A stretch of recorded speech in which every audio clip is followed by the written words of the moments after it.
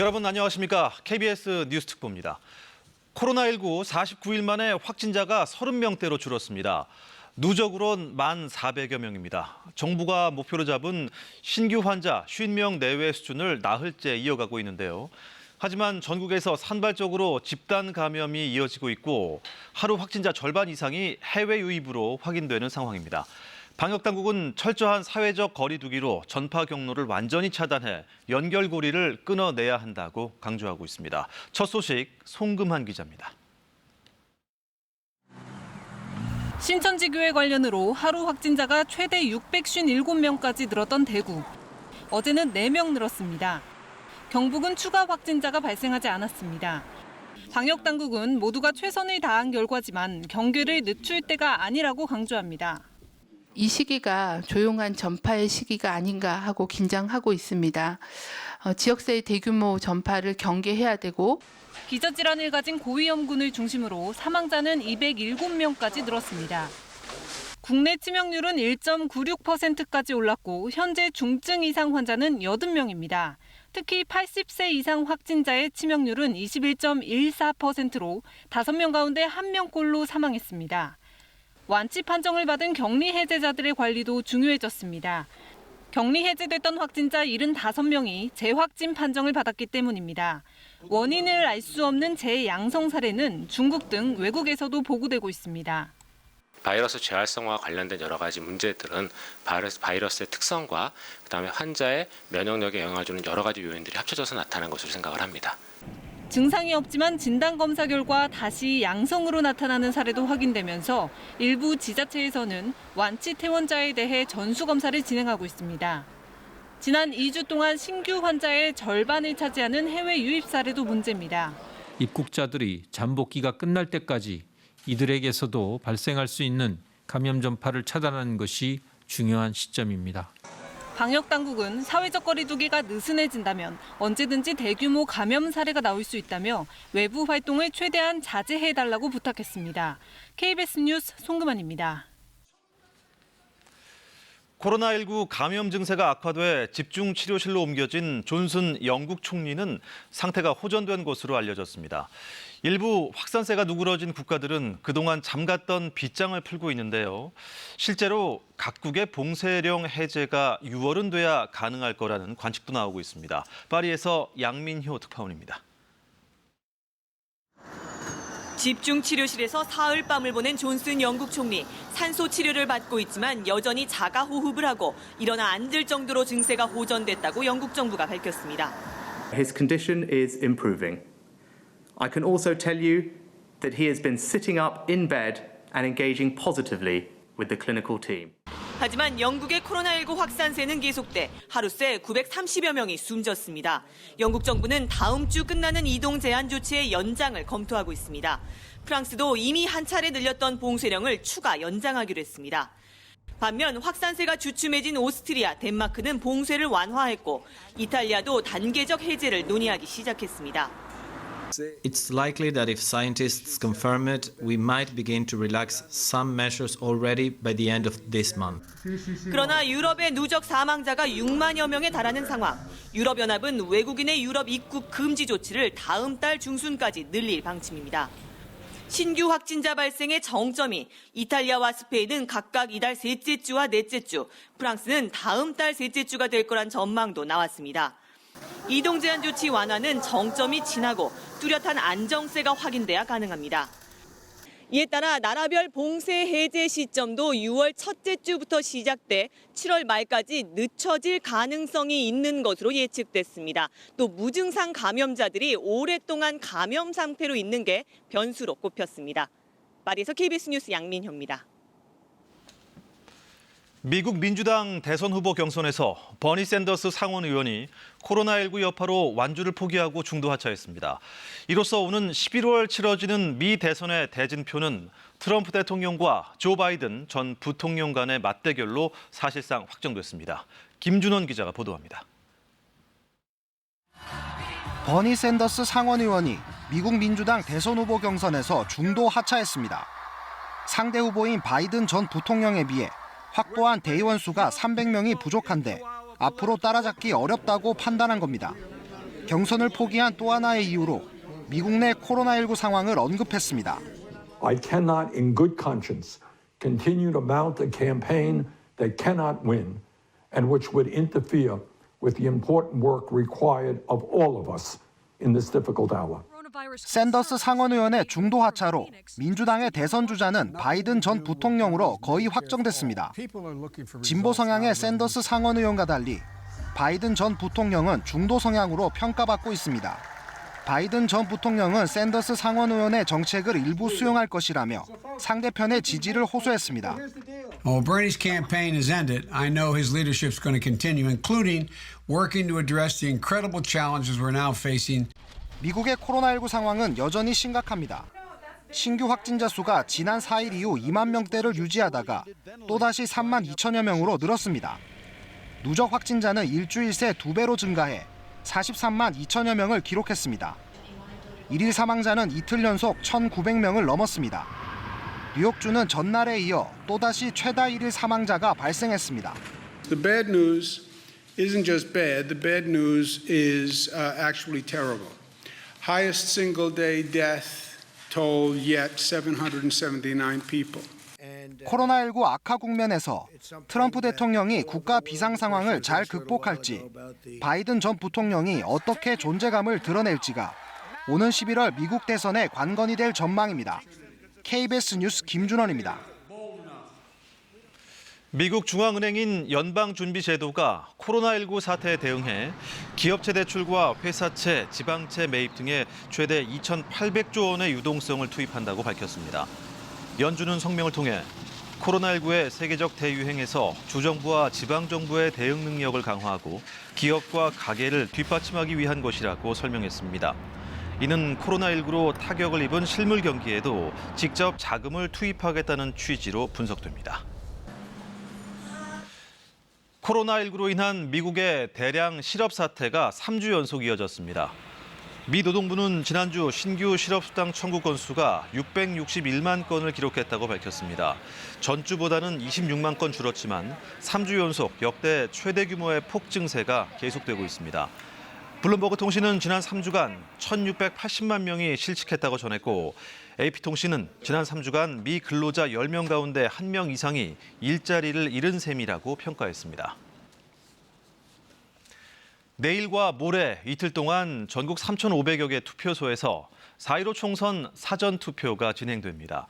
신분증과 마스크 챙겨가시고 줄 간격 잘 유지하며 모두가 안전하게 투표했으면 좋겠습니다. 자세한 내용 오대성 기자가 전해드립니다. 사전투표소가 설치된 서울역입니다.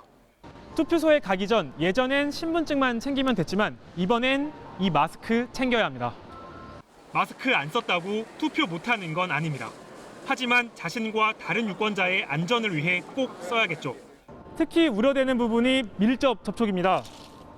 1m 거리 두기를 위해 바닥에 표시해 놓은 테이프를 따라 대기줄에 서면 됩니다.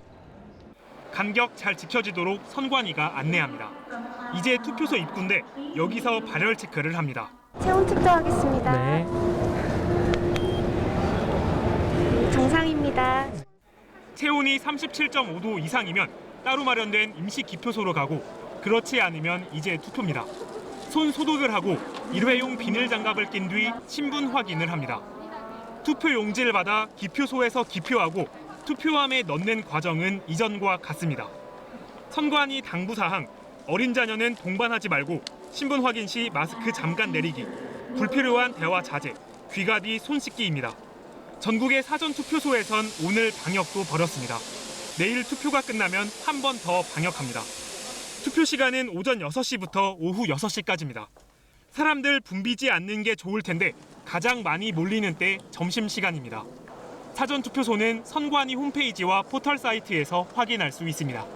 KBS 뉴스 오대성입니다.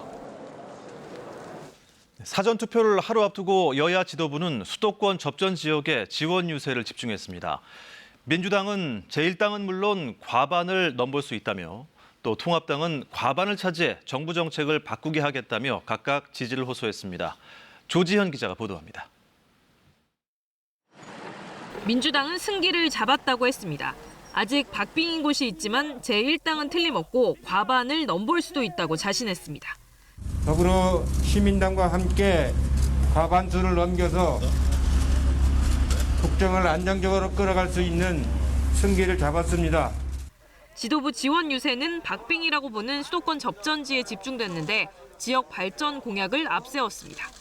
종로에 집중한 이낙연 후보는 재난지원금 지급에도 사각지대가 있을 수 있다며 3차 추경을 준비하겠다고 밝혔습니다. 정부가 또는 정책이 미처 챙기지 못한 분야의 고통을 덜어드리도록. 통합당 황교안 후보도 종로에서 경제 위기 극복을 위한 정권 심판론을 강조했습니다. 소득 주도 성장 정책에 대한 찬반 투표가 될 것입니다, 여러분. 소득 주도 성장입니까? 시장 경제 성장입니까? 지도부는 서울에서도 상대적으로 지지세가 약한 곳을 찾아 통합당이 과반을 차지해야 정부 정책이 바뀐다고 호소했습니다. 김종인 위원장은 모든 대학생과 대학원생에게 재난장학금 100만 원을 지급하자고 제안했습니다. 재원 조달 방법은 지금은 정부가 교육부 예산에서 할애하면 충분히 할 수가 있어요.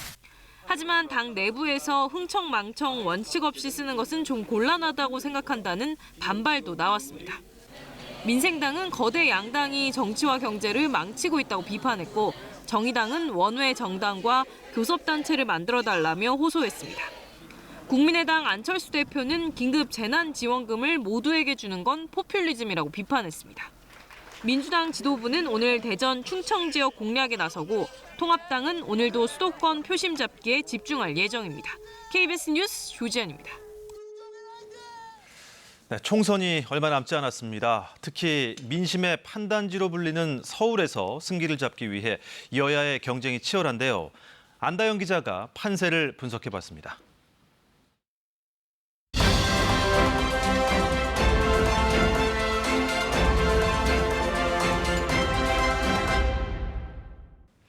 판세 알아보는 시간. 이번 총선 최대 승부처는 전체 지역구 의석의 절반 정도가 걸린 수도권입니다.